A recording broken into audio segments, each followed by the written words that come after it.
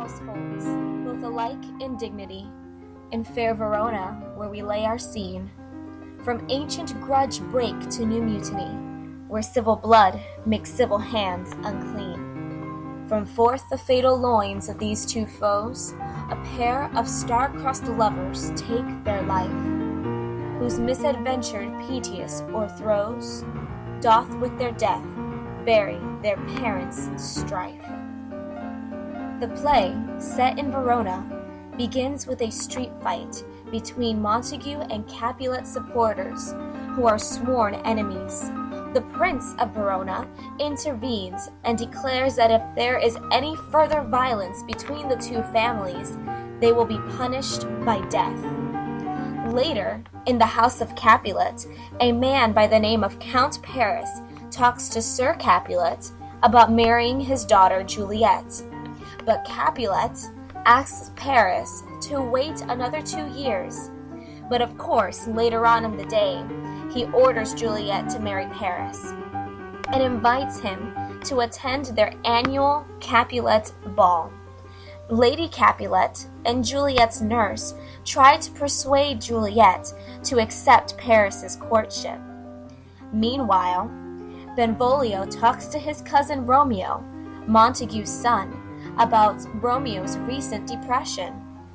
Benvolio discovers that the reason for Romeo's sadness is because he is in love with a girl named Rosaline, one of Capulet's nieces. Persuaded by Benvolio and Mercutio, Romeo attends the ball at the Capulet house in hopes of meeting Rosaline. However, Romeo instead meets and falls in love with Juliet. After the ball, in what is now called the balcony scene, Romeo sneaks into the Capulet orchard and it overhears Juliet at her window vowing her love to him in spite of her family's hatred for the Montagues. Romeo makes himself known to her, and they agree to be married, with the help of Friar Lawrence, who hopes to reconcile the two families through their children's union. So they are secretly married the next day.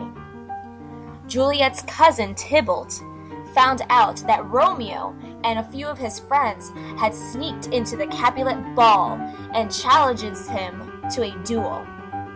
Romeo, now knowing that Tybalt is his brother-in-law, he refuses to fight.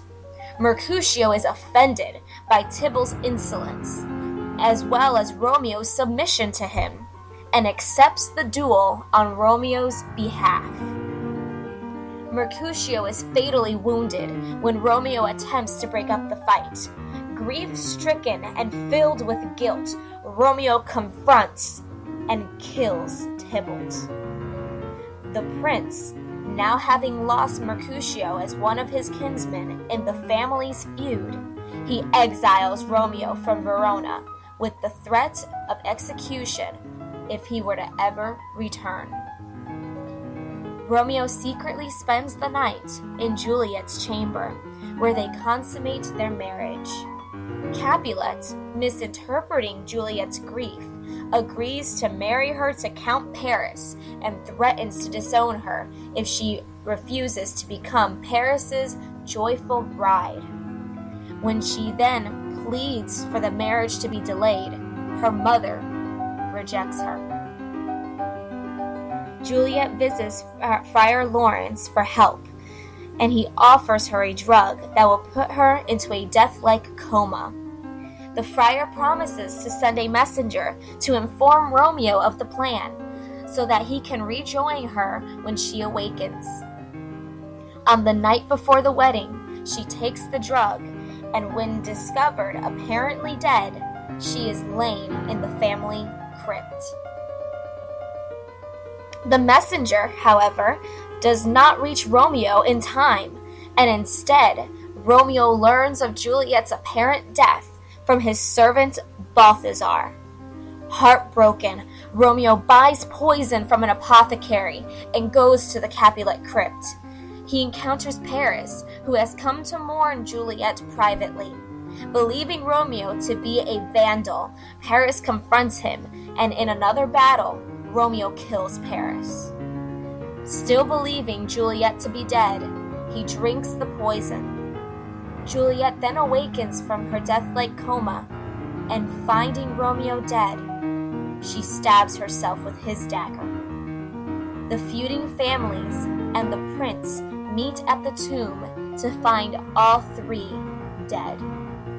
Friar Lawrence tells the story of the two star-crossed lovers to the families.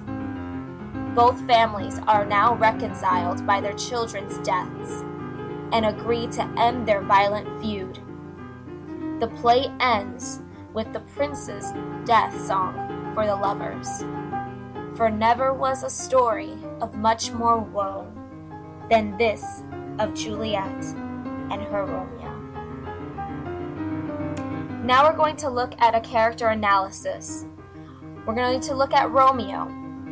Romeo is the only son of Lord Montague, the head of a reputed and rich family of Verona that is plagued by its long-standing feud with the Capulet family.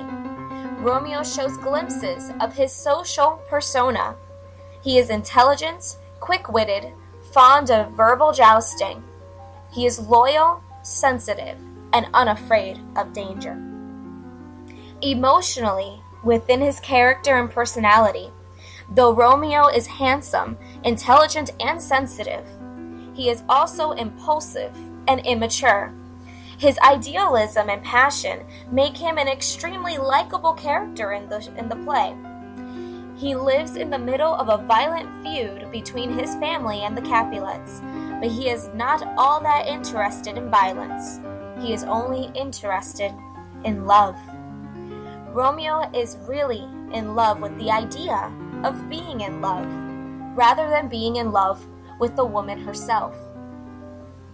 When he does not receive love in return from Rosaline, he grows sad and melancholy. The instant he lays eyes on Juliet, he falls in love with her and forgets about Rosaline. So Shakespeare gives us every reason as an audience to question how real is Romeo's new love. Because if he's only in love with the idea of love, what makes us think that he's truly in love with Juliet? But as the play goes on, he grows more mature in his love. Because Romeo goes to extremes to prove the seriousness of his feelings for Juliet. He secretly marries Juliet, the daughter of his father's worst enemy. He happily takes the abuse from Tybalt and submits to him and not wants to fight. And he would rather die than live without his beloved Juliet. We can see how this character grows throughout the play. He goes from a young boy wanting to just be in love to a mature young man who would do anything for his only one true love. For this project, you will need to include a short plot overview and a character analysis of just one of the characters in the play. Use appropriate images and transitions just like you saw throughout this video, according to the rubric provided as well. Remember to always cite your sources. Even the pictures used need to be cited. Refer back to this video as an example whenever you feel stuck and need some clarity. Can't wait to see how your projects turn out, and good luck!